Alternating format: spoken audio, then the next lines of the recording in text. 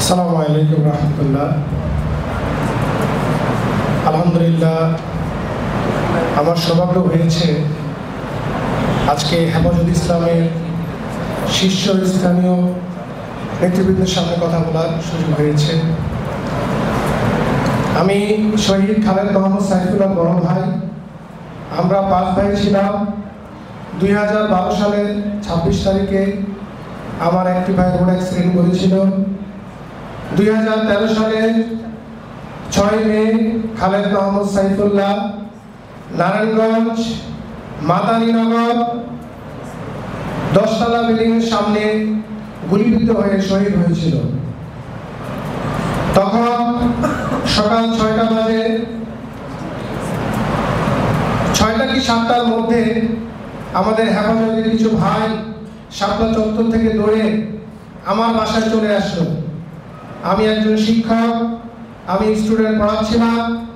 ওই মুহূর্তে আমি পড়া অফ করে দিলাম। আমি আমার ভাইদেরকে দেখে আবেগপ্রুত হয়ে গেলাম। ওনাদের মধ্যে অস্থিরতা দেখলাম। আমি ওনাদেরকে বললাম, ভাই আপনারা ভিতরে বসেন, 8 থেকে 10 জন ভাই হবেন। ওনাদেরকে ভিতরে বসিয়ে নিরাপদ আশ্রয়ের ব্যবস্থা করে দিলাম। কারণ ওই সময় ওই এরিয়াতে কিছু সন্ত্রাসীদের বিভিন্ন অত্যাচারের কারণে ওখানে কেউ হেফাজত ছিল না। তাদেরকে হেফাজতে নিয়ে গেলাম। হেফাজতে নেওয়ার পরে আমার মাকে বললাম, আম্মু যেহেতু মেহমান আসছে, রান্না করার ব্যবস্থা করেন। আম্মু রান্না বসালেন। আমি পাতিলটা বের করে দিলাম। এক পর্যায়ে হঠাৎ করে আমার এলাকায় যে মাদানীনগর মাদ্রাসা থেকে আওয়াজ আসলো, আপনারা আপনাদের প্রিয় মাদ্রাসাকে বাঁচান, আপনারা আপনাদের ভাইদেরকে বাঁচান। আমাদের এলাকার প্রত্যেক মুসলিম সবাই সেই মাদ্রাসার সামনে চলে গেল এবং প্রত্যেকেই মিছিল বের করলো। আমিও ছিলাম সেখানে, আমার আরেকটি ভাই সেও ছিল এখানে। আমরা 3 ভাই সেখানে গিয়েছিলাম। আমরা রোড ক্রস করে একটা পর্যায়ে আমি বাসায় চলে আসলাম। আমার ভাইয়েরা যেহেতু বাসায় রয়েছে, তাদের আপ্যায়ন করতে হবে। আমি বাসায় চলে আসলাম।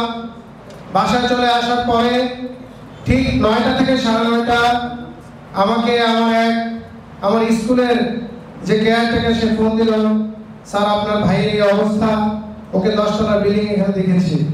ওই সময় আমার ছোট ভাইয়ের সাথে আমার আরেকটা ভাই, যে মেজো ভাই মাহমুদুল হাসান, ও ছিল। একটা পর্যায়ে গোলাগুলির একটা পর্যায়ে আমার ছোট ভাই গুলিবিদ্ধ হলো। তখন আমার কাছে যখন ফোন আসে, তখন আমি ছুটে যাচ্ছিলাম, কিন্তু পরিস্থিতি ছিল অনেক ভয়ানক। এই ভয়ানক পরিস্থিতির মধ্যে আমি সেখানে গেলাম।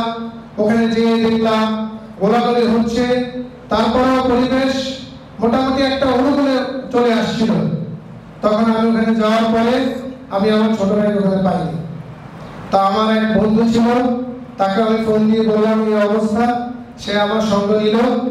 তখন আমরা কাশপুরের সাজেদা হসপিটালে যেয়ে আমার ছোট ভাইকে মোড়ানো অবস্থায় পেলাম। এটাকে কি বলে জানো, চাটির মধ্যে মোড়ানো পেলাম। অত্যন্ত দুঃখের বিষয়। সেই সময়টা আমার পরিবারের অবস্থা কেমন আপনারা সবাই জানেন। কিন্তু আমি মনে হচ্ছে আমার ভাই শহীদ হয়েছে, আমার পরিবারের প্রতি আরো জুলুম, আরো নির্যাতন শুরু হয়ে চলে আসছে। আমি কোনোভাবে আমার ভাইকে মেইন রাস্তা দিয়ে না নিয়ে ভিতরের রাস্তা দিয়ে নিয়ে গেলাম। নিয়ে যেয়ে আমার বাড়ি তখন ছিল বাগের ড্যামরা, সেখানে ওখানে নিয়ে গেলাম। নিয়ে যাওয়ার পরে সেখানে আমার ভাইকে কবর দেওয়ার জন্য ব্যবস্থা করলাম। সেখানেও আমি প্রবলেম ফেস করেছি। যাক আলহামদুলিল্লাহ, আপনাদের দোয়ায় একটা পর্যায়ে আমার ভাইকে কবরস্থ করলাম।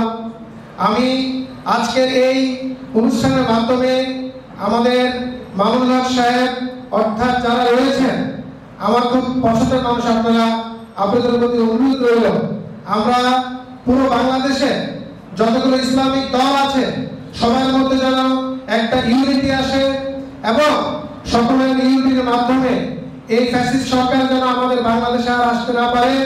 আপনারা সচ্চার থাকবেন এবং আমাদের শহীদ পরিবারের পক্ষ থেকে আমরা জোর দাবি জানাচ্ছি আমরা যেন আমাদের ভাইদের, বোনদের, আমাদের পিতাদের বিচার পাই। সবাইকে ধন্যবাদ।